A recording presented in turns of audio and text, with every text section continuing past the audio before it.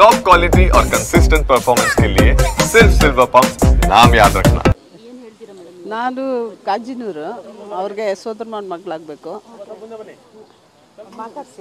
ಅವ್ರು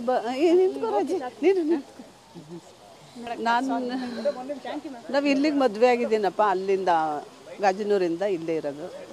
ಅವರು ನಮ್ಮನ್ನೆಲ್ಲ ತುಂಬ ಇಷ್ಟಪಡ್ತಾಯಿದ್ರು. ಮಾವನ ಮಕ್ಕಳು ಅಂದರೆ ಭಾಳ ಇಷ್ಟ ಅವ್ರಿಗೆ.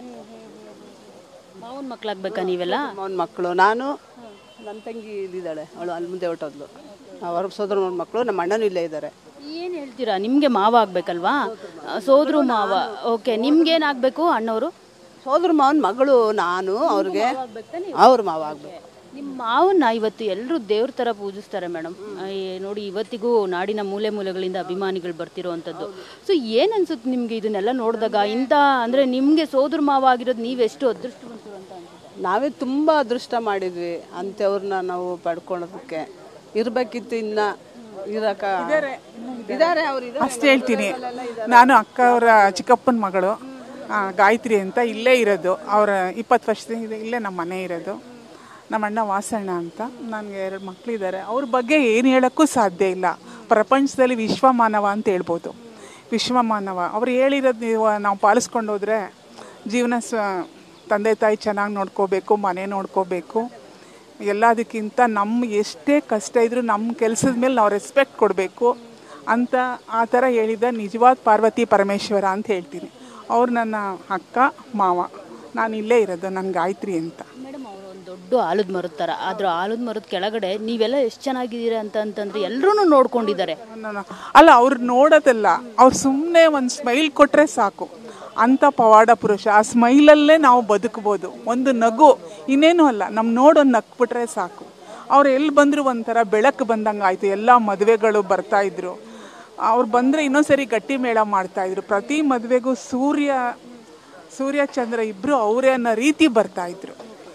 ಎಲ್ಲ ಅವ್ರು ಬಂದರೆ ಮದುವೆಗೆ ಏನೋ ಒಂದು ದೊಡ್ಡ ಕಳೆ ಒಂಥರ ಅವರು ತುಂಬ ಅದೃಷ್ಟವಂತರು. ಅವ್ರ ಮನೆ ಮದುವೆಗೆ ಅವ್ರು ಬಂದರೆ ಇನ್ನೊಂದ್ಸರಿ ಗಟ್ಟಿ ಮೇಳ ಮಾಡ್ತಾಯಿದ್ರು.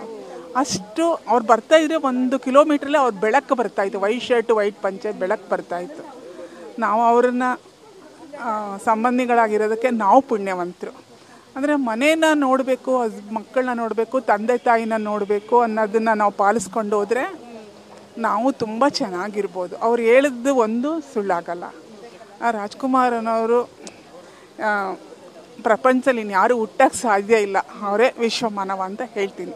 ಅಷ್ಟೇ ನಾನು. ಮೇಡಮ್, ಪವಾಡ ಪುರುಷ ಅಂತ ಅಂದರೆ ಯಾಕೆ ಪವಾಡ ಪುರುಷ? ಪವಾಡ ಪುರುಷ ಅಂದರೆ ನೀವು ಅಂದ್ಕೊಂಡಿದ್ದು ಆಗುತ್ತೆ, ಹಾಗೇ ಆಗುತ್ತೆ.